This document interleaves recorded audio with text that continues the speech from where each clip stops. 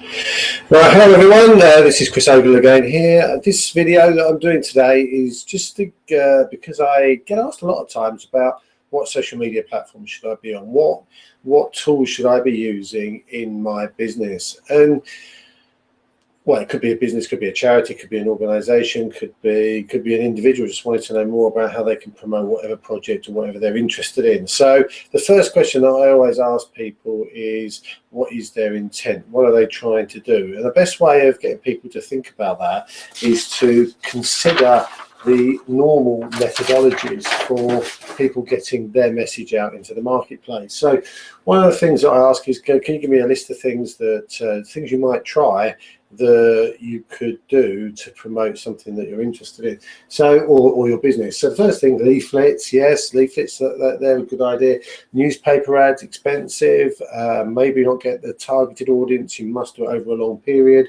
Networking, great, it's as long as you're not going out there to try and sell, but you're going to have to build relationships, fantastic.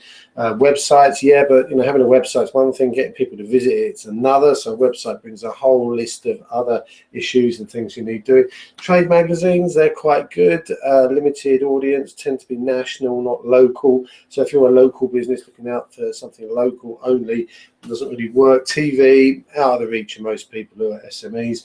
Email, yes, but we're bombarded by a lot of those, so they're relevant. And although still very, very useful and powerful, you have to have a good list of people who want to see what you're talking about. Radio, yeah, local radio is quite good. You can get on there. That's not too difficult to do. Pub, yeah, it's not bad. If you've got a meetup or a group in a pub that are there for a specific reason, it can work quite well. Sponsoring, yeah, if you support a charity or you sponsor something, that can work quite well in your favor. Exhibitions, again, 250 quid for a stand at a local exhibition can get quite expensive if you do a few of those, and generally the footfall's not that brilliant. Google searching ad campaigns, yeah, they can work, but got to be selective, got to be very specific about what you're aiming for and the demographic that you want. Direct mail, yeah, that's not bad, but you know, people get a lot of direct mail and they tend to just empty the contents of the newspaper in the bin. Can work for some businesses like pizzas and curries, they're quite good. And what was that I put there? Sign writing, not quite sure what that means, but anyway, so a whole range there of different methodologies that someone might deploy to get their messages out into the marketplace. Most of them come with a cost, but some of them will work for some types of businesses and organizations, and some are better for others. So let's have a quick look at what we might be considering, the question of what we're trying to do with our marketing. So what we're trying to do is find out, before we start any of that, we're going to ask ourselves, well, where do our clients hang out? Where are they? Where are they going? Is there a place they congregate? Where are the clients? Then we're going to ask, who are they? What is the actual prospect we're looking for? What do they look like? What is it? Certain demographic, whatever. It's being very clear about who your client is. Where are they? Are they local? Is it on a global scale? You know, are you selling things on the internet, which people can buy from any location? You know, what's the size of the potential audience? You know, are you going to get overrun? Because if you get all this business, can you actually handle it? Or are we going to let people down? Are they young people, old people, middle people? Doesn't it matter? You know, what's the age group that you're aiming at? And if we considered what actually they're looking to buy, we might be considering what we want to sell. But is there actually a market for what we've got? And so what are the clients actually wanting? Use a survey and stuff to do stuff like that. And what problem are you solving? So that's a really important one. A lot of websites I see, people are saying about how good they are and how wonderful they are, but they're not actually telling people what problem they're solving. When people are looking for things, they're not looking for someone to tell them how great they are. They're looking to see if that group of people can help them solve a problem that they've got in their lives. So these are important questions that need to be considered before we start embarking on any marketing whatsoever. And then this helps to define what marketing that we actually do. So how does social media fit into that? Okay, so I'm going to talk about specifically and very, very quickly about 4 different types of social media. I'm going to talk about LinkedIn, Facebook, Twitter, and Google+. Like, they're the four main ones in my book. Obviously, you've got Instagram, you've got Pinterest, you've got a few others. I'm not going to spend a lot of time on those, but those are applicable to some organizations, and they work really, really well. If you're in the visual market space with Instagram and Pinterest, they seem to work really well. So, okay, I'm going to talk through these now. LinkedIn mainly aimed at people with offices and staff, not exclusively, but you'll find a lot more businesses are very accepting of their employees using LinkedIn, but they're less so with some of these other platforms. Facebook, it's more social, it's more of a referral platform, but very much more on peer-to-peer sort of recommendation. So it's a people-led thing. Twitter is about the conversation of the internet. You know, if you're not on Twitter and you're not catching things and filtering all the noise to get the kind of information that you want about what's going on around you, then you're not really getting the most out of Twitter, and that's really about strategy. And then you've got Google Plus. With the way we're using that, Link for Growth is about really rebuilding local community. So if your business comes from the people around you, then Google Plus is a must thing for you to be on, and we do make it easy, so that's quite good too. Right, moving on, let's just talk about LinkedIn. These are some of the key highlights about LinkedIn. Targeted searching. All right, this is really fundamental.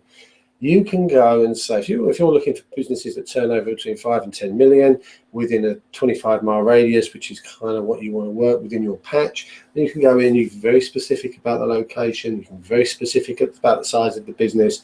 And essentially what you're doing here is you're starting to be a detective and look at who else might be connected to the people in that organization that you want to get to. So this is a way of really using LinkedIn as a strategy tool for you to start to create your prospect list of people that you can, and creating those connections that you need to be able to get your foot in the door into some of these organizations. It's very much a B2B nationwide type exercise. As I said, you can tone it down, but the whole platform is allowing you to go out there and spread your word, if you like, over a much bigger marketplace. The really important thing, if you're an accountant, for example, you wouldn't go and join an accountancy group because that's full of accountants. That might be good for keeping on top of certain things that happen, like the budget or financial statements and stuff like that. But if you're going looking for business, you're not going to find that business necessarily amongst an accountants. You'll have a far richer vein of business opportunity if you joined a group with SMEs talking about business problems, business challenges, cash flow, blah, blah, blah, where you can perhaps go in and maybe help reduce their debtor days and maybe get a bit of cash back in the business. So it's really useful for you to be in LinkedIn if you're selling to other businesses. So you do need to go on the, well, we've got workshops that teach all this stuff. So do investigate that if you're into selling into bigger businesses. Facebook. Okay, Facebook is a lot lighter touch. That's the main thing. One of the things I find really interesting about Facebook is that you've got a whole pool of contacts. You may, because of the way Google, Facebook populates the stream now, the people you have less relationship with, less comments, less interaction with, feature less on your timeline. So actually, it's really important to go and hunt those people out, like some of the things that they're doing, so that you just keep a like. It's just, here I am. I haven't forgotten you, if you do that once every 3 months, and I use birthdays as a great tool for this. Once a year, someone's really happy to hear from you is the day it's their birthday, and they're delighted if you say happy birthday to them. So that's a tip from me. Do that, light touch, but again, it's just getting people to just remember that you're there. Put yourself back on the top of the pile again, and people will start to communicate with you. Have a look perhaps at what you're up to, or I wonder if they're still doing the same thing, that kind of thing. It's business to consumer as far as selling is concerned. If you've got a business page and stuff like that, business to consumer works really, really well. You know, if you're in the arts and crafts industry, or you're selling things that people might buy, gifts and stuff like that, perfect for Facebook. We do, help people get that up and running. It's also prospecting for like-minded people. Yeah, you can join groups where people think the same as you. You can start building up relations with those people, and over time, those people will say, "Oh, you should meet such and such. You should meet," and they start connecting you to other people that they feel will fit well with your personality, and you start to increase your network of people. So that's excellent for that. It's really people-centric. This is where like socializing is going on here, and it's focused on people, which is really good.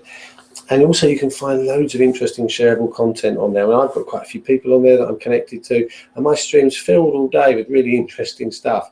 And I repurpose that onto my timeline, so the people that are actually connected with me get a rich diversity of different things that I may be talking about. And what I really like about this is I can be myself. Okay, I can be me, and this is, I don't really hide a lot of stuff on Facebook, so there's a real rich vein of interesting content, I think. But it's going to attract people that like similar types of thing. They think, well, Chris has got an interesting life, maybe, and that's kind of what I'm trying to get across, is that I'm living my life, and these are the things that interest me. And maybe they interest you, maybe they don't, but I'm attracting, hopefully, to me the people that get on with the kind of stuff that I'm publishing. So Facebook, really good tool.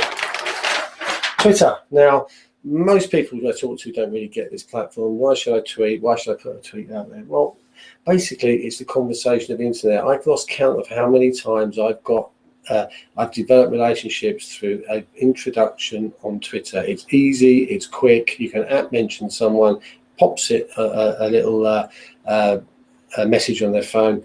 They know they've got a tweet. They quite often like it. If they're quite new to Twitter, they'll be looking at that, looking out for those things. And it's a great way of dropping names. If you want to talk to your local MP, you can just pop their Twitter handle in there and they get a message. And they do look at these things. So it's a really good way of making people aware of you out on the Twitter sphere. And there's some really powerful tweeting, searching out there. So, for example, if I was let me use the good example of Marianne from Dragonfly Quilting. If she was looking to connect with other quilters, she can say, right, look for quilters or patchworkers or needlecraft. And what will happen is you can set a stream up with just those tweets in. So they're people that are doing what she's doing. So she can get in touch with those people, and she can start to engage with them, and they'll look at her website, they'll look at her profile. And if they're looking for some backing fabric for something, then she's got a whole raft of that stuff. So it's a great way to open conversations. You're not selling, you're just talking to people.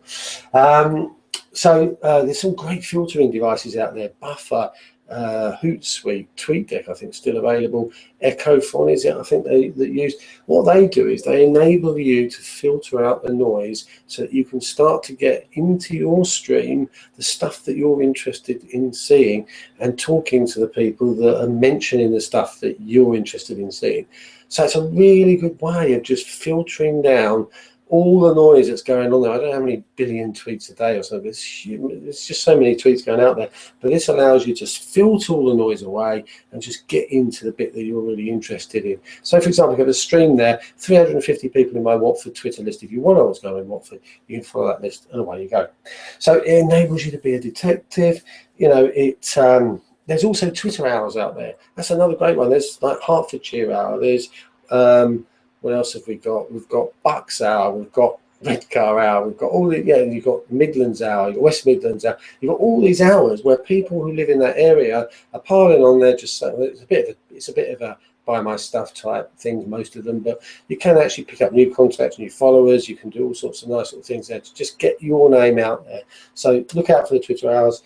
We've also got L4G Mingle, which is the Link for Growth one. That's the first Monday of the month for 7:30 to 9:30. Same thing, nationwide, but people generally who are already in Link for Growth. And this is national, and it's people to people. All right, really, really important. This is people talking to other people, not business to consumer, not business to business, people. And that's why I really like Twitter. Last one I'm going to talk about, Google+.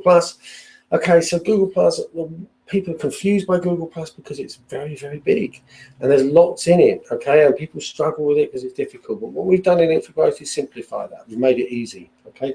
So it's now been brought down to the community level and local focus. So what if we knew you? Well, I've got the you on the end. What if we knew you? What if we knew everybody that was within a 5-mile radius, and they knew who you were and what you did, and they could contact you easily, and they could find out what you're doing? What if your business was a business where you could do all your business within a 5-mile radius, and you never had to leave town to do any business? That's what this allows you to do. It allows you to put rich content, video, photographs, blog posts, links to all sorts of stuff really easy to put rich content, and it's local content, so it's relevant to everybody that's in there. Okay, so we've got TV that we can do through this channel, local TV. We've got a local community calendar, so you can find out what's going on and meet other people in the community. Not just Think for Growth, this is every event. Local events going on, that's fates and big meetings and council stuff, all sorts of stuff going on there. It's also got a free business directory in there, so you can get yourself in there and you can start to talk about your business and what you're doing. So this is business to business, it's business to consumer, and it's people to people. It's all of them in one platform, and we're making this really simple, so it just looks like an ordinary website. You can get engaged and you can start to talk to other people that live around you, which is a fantastic opportunity.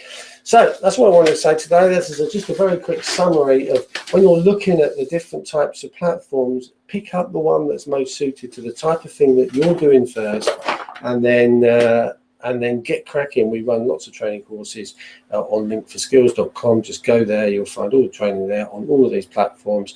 Get yourself skilled up, get yourself using it on a mobile platform. You get it to the point where you can do it from anywhere. It's easy, and you get in a mindset of, oh, I must do something, because there's lots of small moments in the day which you're wasting at the moment, waiting for a train. You could do a tweet, you could do a post on Google+, you could do all sorts of things.